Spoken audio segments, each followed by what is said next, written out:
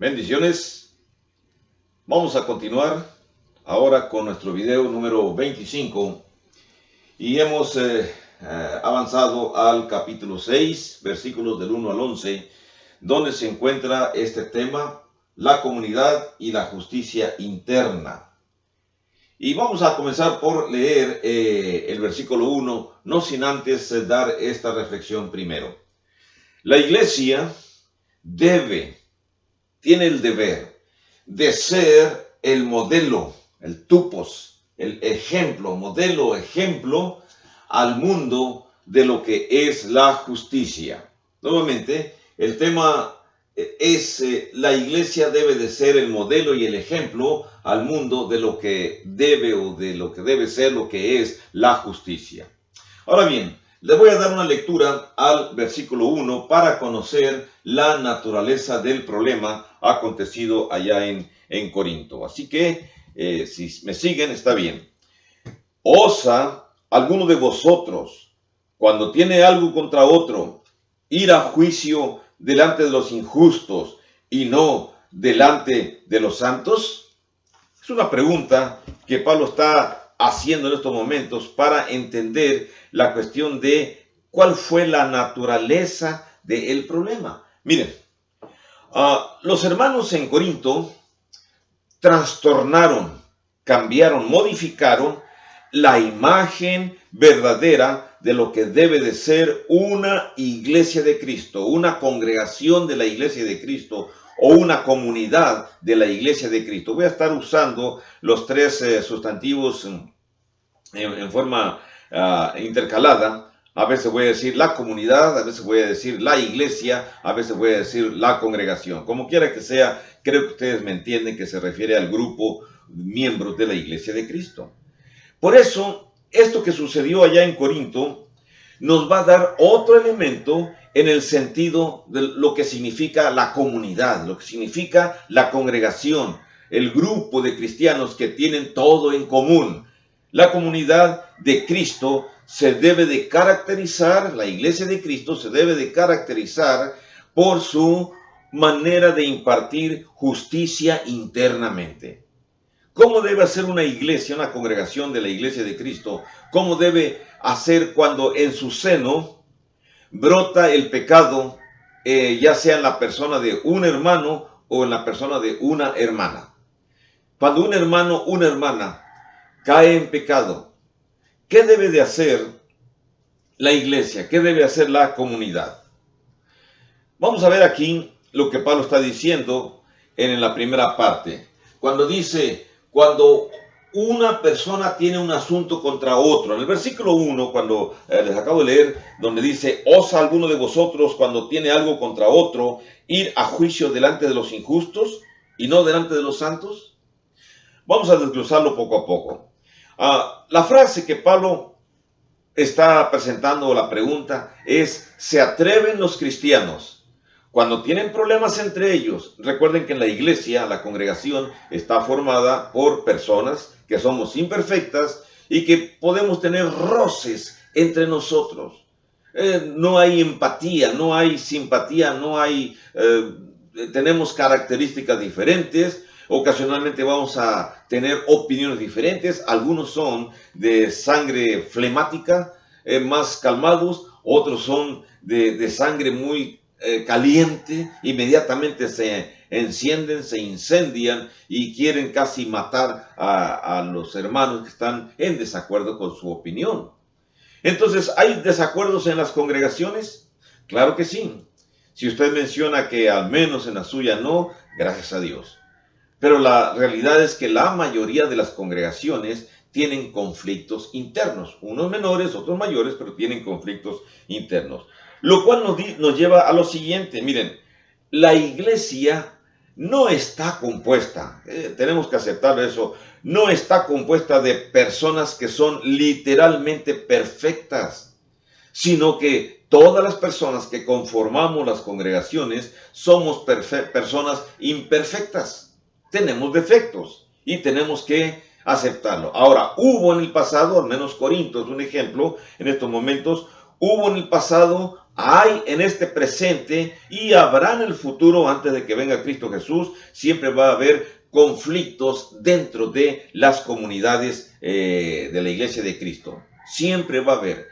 Si otra vez, si alguna iglesia, alguna congregación se precia de decir que no hay conflictos en estos momentos internos dentro del grupo, bueno, gracias a Dios, pero eso no debe ser motivo para bajar la guardia.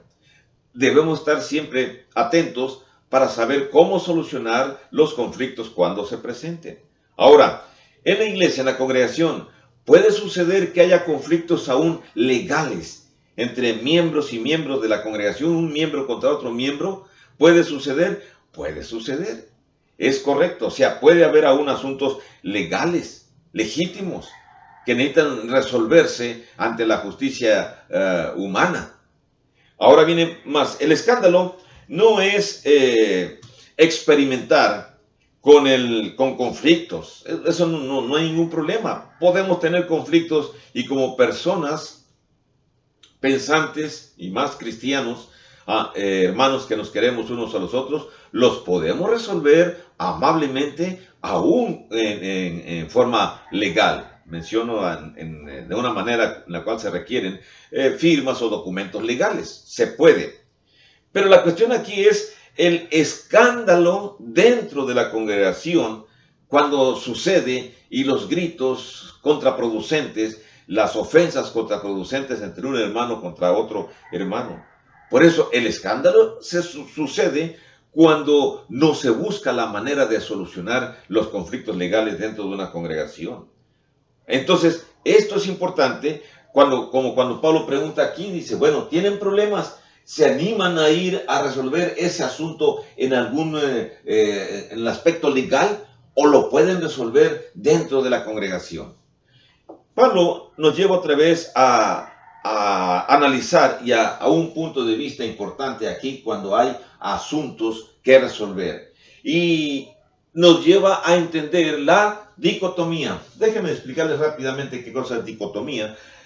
Ustedes han visto, por ejemplo, plantas que nacen y nace el tronquito y a cierta altura del suelo, el tronquito de la plantita que nace se divide en dos. Bueno, esa es una dicotomía, se divide en dos. Posteriormente, la rama derecha y la rama izquierda también se divide en dos. Bueno, hay plantas de esa naturaleza. Para entender la palabra de la dicotomía en la congregación, que se nos muestra aquí, lo vamos a entender así. En la congregación va a haber personas, hermanos, miembros de la iglesia, que tenemos un punto de vista espiritual para resolver los asuntos. Pero también va a haber hermanos que no les va a importar el asunto, el punto de vista espiritual y van a querer actuar en forma carnal. Se les va a salir, se les va a notar inmediatamente un carácter carnal. Vamos a explicar esto del aspecto espiritual, del punto de vista espiritual, del punto de vista carnal.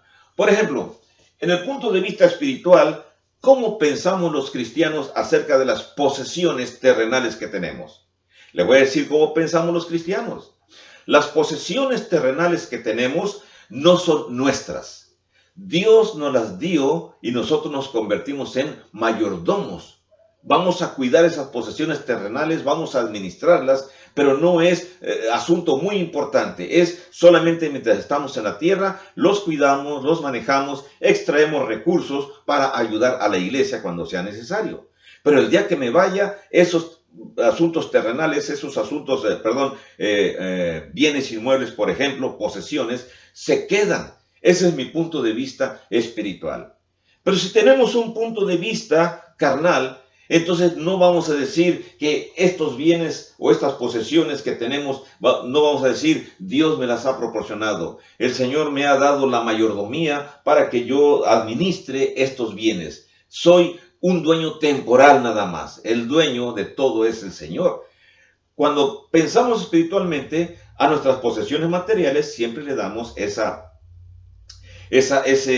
concepto, ese aspecto. Los miramos como simplemente un parte de la vida espiritual que el Señor nos dio porque tiene algún propósito. Pero cuando pensamos que las posesiones las tenemos que porque yo soy el importante, porque yo soy el inteligente, porque he trabajado bastante y por lo tanto esas posesiones son mías y nada más que mías y por lo tanto no admito que las toquen porque eso es mío y a mí me costó mi dinero, entonces estamos viendo las posesiones desde un punto de vista carnal. Para que entendamos que en la congregación podemos existir dos grupos de personas. ¿Y qué del aspecto acerca del orgullo personal? También. O sea, si Dios nos dio un don, una característica, una personalidad, cualquier cosa, recuerden que no todos los seres humanos somos iguales. Así que si alguna persona, miembro de la iglesia, tiene magníficos dones, pero esos magníficos dones le da gracias a Dios porque Dios lo ha bendecido con el don, vamos a usar la palabra, el don de predicar, el don de evangelizar, o tiene el don de visitar enfermos y huérfanos, o tiene el don de ir a los hospitales y consolar a los enfermos, o tiene el don de hacer dinero y al mismo tiempo dar ofrendas sustanciosas para ayudar a los hermanos. Bueno, cuando aceptamos esos dones y decimos Dios nos los ha dado para que sean usados en la iglesia, ese es el punto de vista espiritual. Pero cuando nosotros nos jactamos y decimos, no, yo tengo un IQ arriba que el de Newton, o yo tengo un IQ superior a 150, casi ya estoy cerca de los 300, soy un genio, nada más que nadie me reconoce. O yo tengo estas grandes propiedades porque he trabajado bastante y me enorgullezco de ellos. O yo tengo mi casota que es de múltiples pisos y tengo 4, 5, 10 recámaras y tengo mis 3, 4, 5 vehículos y tengo mis títulos universitarios que he adquirido a lo largo de la vida porque me ha costado. Cuando una persona se enorgullece por lo que tiene de esa manera, entonces el orgullo personal está diciendo que es lo que es porque lo que él ha logrado. Entonces, otra vez, en la congregación tenemos hermanos que desde el punto de vista espiritual aceptan los dones que tienen, cualquiera que sea, como un regalo que Dios les da para colaborar, para ayudar en el crecimiento, en la expansión de la iglesia de Cristo. Pero habemos otros que vemos las cosas que tenemos en el aspecto intelectual, las vemos desde el punto de vista carnal. No es que yo soy esto porque me ha costado. Otro aspecto más, vamos a ver unos 4 aspectos. Lo más importante en la vida, o la comunidad. Cuando una persona mira la congregación desde el punto de vista espiritual, dice la persona, yo soy parte de este grupo, yo pertenezco a la iglesia de Cristo y de este grupo local de la iglesia de Cristo. Pero desde el punto de vista carnal, puede haber un hermano que cuando está en sus labores, fíjense bien, cuando está en sus trabajos allá en el mundo, y se acerca un cristiano, un hermano humilde, y va y lo saluda. ¿Cómo está usted, hermano? ¿Cómo está usted, hermana? Y aquella persona pone la cara de, sí, aquí estoy bien. No hay ningún problema. Sí, ahorita pasa, ahorita lo atienden. Y se le olvida que somos hermanos. ¿Existen hermanos de esta naturaleza? Sí, existen hermanos que en sus áreas de trabajo, en sus otras áreas donde se encuentran, cuando llegan a coincidir físicamente con un hermano sencillo, una hermana sencilla de la iglesia, aquellos hermanos, voy a usar la palabra carnales, esos hermanos carnales, entonces se sienten apenados, se sienten avergonzados e incluso se sienten apenados de pertenecer a una iglesia donde la mayoría son personas sencillas. Si usted ha experimentado esta situación, me va a entender. Yo sí la he experimentado. Yo he estado en congregaciones muy sencillas y esas personas sencillas donde yo he estado, cuando se encuentran con otros hermanos que son de un nivel social más elevado, el trato entre uno y otro es muy diferente. Y me he enterado porque los mismos hermanos me han dicho a mí. Y me duele. ¿Por qué me duele? Me duele porque esos hermanos que desde el punto de vista carnal sienten que su posición en el mundo secular, en el mundo del trabajo, es superior a la posición de los demás hermanos más sencillos, no saben que están mostrando simplemente la profundidad de su ser. Son carnales. ¿Existen en su congregación hermanos carnales? Es triste. Otro punto más. Miren, la cuestión de la venganza. Como cristianos, si una persona, un hermano, una hermana, me hace un mal, un daño. Voy a decir los daños más normales, más comunes que aparecen en algunas congregaciones. Son las cuestiones de los préstamos de dinero. El hermano viene y le presta a la hermana y la hermana o el hermano jura y dices, mira, te lo voy a pagar dentro de 2 meses o dentro de 3 meses, un mes te lo voy a pagar, recuerda. Pero el hermano se le olvida pagar. O pasa cualquier cosa, pasa 1 año, 2 años, 3 años, 4 años y nunca paga. ¿Cómo reacciona el hermano espiritual? El hermano espiritual dice, Dios te bendiga, realmente lo necesitabas, si no me lo devolviste, no hay ningún problema. ¿Por qué? Bueno, simplemente porque en la iglesia no podemos prestar. Cualquier persona que presta es mejor que lo considere como dado. Te lo doy para que te ayudes y olvídate, nunca me pagues. Y así está mejor. Pero cuando un hermano tiene el punto de vista carnal y sucede esa circunstancia de un trato entre 2 hermanos y de repente no se cumple el trato, el contrato, es que yo te presté la casa, te la renté barata, pero tu deber era estar pagando la renta puntualmente. Y ya tienes 8 meses que no has pagado. Así que yo lo siento mucho, pero si no me pagas, voy a traer a la policía para que te expulse, aunque seas mi hermano. No funciona. No funciona. No funciona de esa manera. Por eso, hermanos que tienen en la congregación tienen puntos de vista espirituales sobre unas cosas y sobre esas mismas cosas hay hermanos que también tienen puntos de vista carnales en esas cosas. Así que son ejemplos que nos lleva a continuar nuestra lección. Vamos a ver aquí algo que nos dice el versículo, la segunda parte del versículo 1 hasta el versículo 3. Se lo voy a leer. Dice la segunda parte del versículo 1. Dice, ¿osa ir a juicio delante de los injustos y no delante de los santos? ¿O no sabéis que los santos han de juzgar al mundo? Y si el mundo ha de ser juzgado por vosotros, ¿sois indignos de juzgar cosas muy pequeñas? ¿O no sabéis que hemos de juzgar a los ángeles? Cuanto más las cosas de esta vida, son las preguntas que hace Pablo. Y entonces encontramos aquí esta idea. ¿Cuál es la respuesta espiritual que se debe de dar a los asuntos que se presentan en una congregación? Bueno, vamos a ver aquí los puntos desglosados como Pablo los presenta. Primero Pablo dijo en el versículo, al final del verso 1, cuando dice, ir a juicio delante de los injustos y no delante de los santos. ¿Cuál es la respuesta espiritual en un asunto que hay en la congregación? ¿Se atreverá la persona a ir a juicio secular? No, se puede arreglar el asunto delante de los santos. Tomar de los hermanos más sabios de la congregación y presentar el asunto para llegar a una solución, a un conflicto, si acaso el hermano no tiene la capacidad para resolver por sí mismo, el hermano que ha sido ofendido o que no ha recibido la paga. Por eso es importante esto, que lo que Pablo está diciendo, el por qué se debe hacer de eso. ¿Por qué se debe hacer eso? Porque los santos son los que han de juzgar al mundo. Al final del verso 1.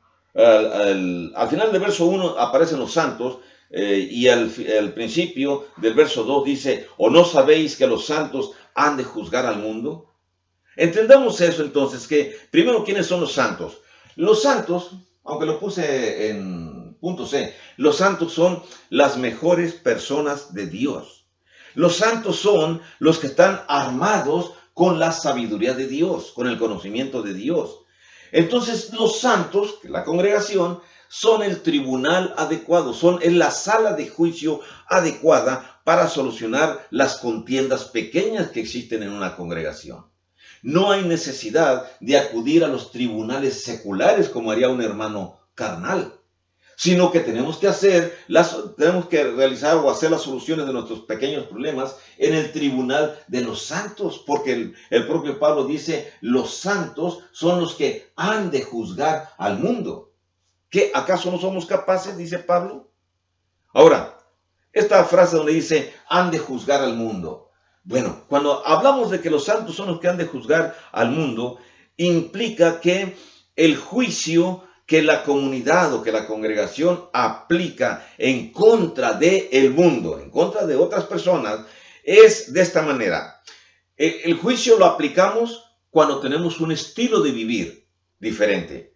O sea, vivimos diferente al mundo y ya estamos aplicando un juicio. El juicio lo aplicamos cuando tenemos una percepción diferente que nos da la mente de Cristo. Vamos a ver aquí rápidamente, voy a regresar al capítulo 2 y voy a leerles el verso 16, repetirles nada más. Dice el verso 16, ¿quién conoció la mente del Señor? ¿Quién le instruirá a todas las demás personas? Y luego dice Pablo al final del verso 16, capítulo 2, dice, mas nosotros tenemos la mente de Cristo. Si usted no acepta como cristiano que usted tiene la mente de Cristo, entonces usted es incapaz de juzgar los asuntos del mundo y de incapaz de juzgar los asuntos pequeños que suceden dentro de una congregación. Ahora, ¿qué cosa incluye el sistema de ética que deben de practicar las personas que van a practicar la justicia dentro de la congregación? Bueno, la ética que tenemos es que somos de Cristo. Entonces, si estamos en Cristo, vamos a actuar como personas que somos de Cristo. Entonces, ¿qué va a pasar con esos asuntos de problemas? Cuando los problemas, una persona, un cristiano que quiere presentar sus asuntos en forma carnal, la iglesia, la congregación, los guías, los que van a formar el tribunal de cristianos, tienen que relativizar, tienen que disminuir, tienen que hablar y considerar que ese asunto no hay necesidad, no es necesario llevarlos a los tribunales humanos. Se puede resolver en los tribunales cristianos, o dicho en otras palabras, por los mismos miembros de la congregación, los más capaces son los que pueden ayudar a resolver estos conflictos. Por eso, dirán ustedes, bueno, pero es que los miembros de la iglesia no tenemos la capacidad, somos personas sencillas. Recuerden uno de los videos que enseñé de que tenemos la palabra de los apóstoles y también tenemos la mente de Cristo. Entonces, si tenemos esas dos capacidades, ¿acaso no puede la comunidad en su conjunto, representada por los 3 o 4 o 5 que seleccione la congregación? Esos 3 o 4 o 5, con el poder de los apóstoles, con la mente de los apóstoles, la escritura de los apóstoles, más el poder de Cristo, se va a poder resolver cualquier asunto. Esto es importante porque esto nos habla de la conciencia cristiana en general, no nada más de la conciencia cristiana ahí entre los corintios, sino también en general, en cualquier congregación, las congregaciones de la iglesia de Cristo, tenemos que entender eso, que tenemos la conciencia de Cristo, la conciencia cristiana. ¿Cómo actuaría Cristo en un asunto de diferencias entre dos hermanos, dos hermanas en la congregación?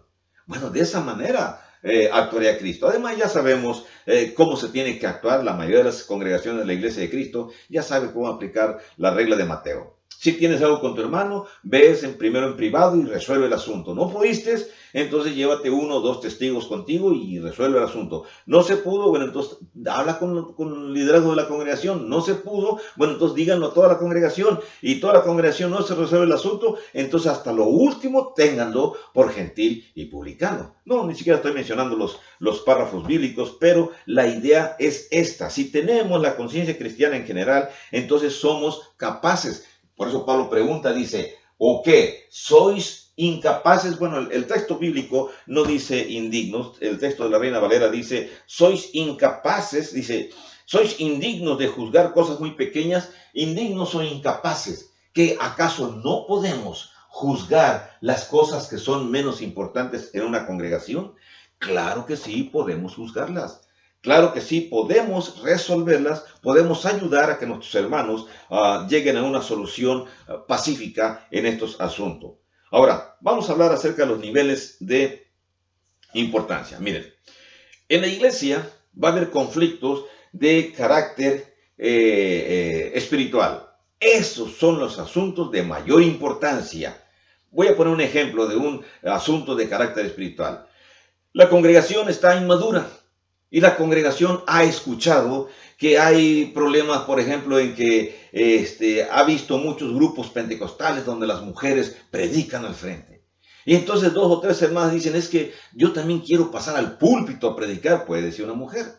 Ese ya es un asunto espiritual. Estoy poniendo un ejemplo muy sencillo. Es un asunto espiritual. ¿Qué tienen que hacer los guías de la congregación? Llamar a la hermana. Tampoco menospreciar a la hermana que tiene poco conocimiento. Llamar a la hermana y mencionarle, ¿sabes qué? Lo que pasa es que el Señor ha dicho que aunque tú tengas mucha capacidad, seas muy inteligente, seas muy capaz, pero no se te puede permitir que hagas uso del púlpito porque tendrás autoridad sobre los varones y el Señor no lo permite. Y le muestran los textos, los párrafos bíblicos que correspondan. Pero es un asunto espiritual que se resuelve fácilmente. Y ahora en un asunto material, un asunto carnal, puede ser el asunto de que pues se pelearon. Se pelearon porque una hermana al cerrar la puerta le dio con la puerta en la nariz, la puerta del edificio le dio con la puerta en la nariz a otra hermana. Y la otra hermana va y le reclama porque piensa que lo hizo a propósito y como no son todavía cristianas muy maduras, ahí de repente vienen y se agarran de los chongos y ya es un asunto carnal. Se les olvida dónde se encuentran, se les olvida la situación o las características que como cristianos tenemos. Entonces, creo que no podemos excusarnos de decir que no entendemos los niveles de importancia de los asuntos. Los asuntos se tienen que juzgar y le vamos a dar a cada uno el nivel de importancia que corresponda. Hay asuntos de menor importancia, son los asuntos terrenales. Y hay asuntos de mayor importancia, sí, son los asuntos del reino de Dios, de la doctrina de Dios. Así que otra vez la pregunta que hace Pablo en el versículo 3. Ok, el versículo 2 dice, ¿sois indignos de juzgar acaso los casos menos importantes? Y yo hago la pregunta también para ustedes y para mí mismo, ¿que no podemos resolver asuntos que son sencillos en la congregación? Claro que sí podemos resolverlos. En el próximo video vamos a continuar sobre estos puntos para estar viendo más a ver qué podemos extraer. Gracias por su atención, bendiciones y nos miramos en el video número 26. Que la pase bien.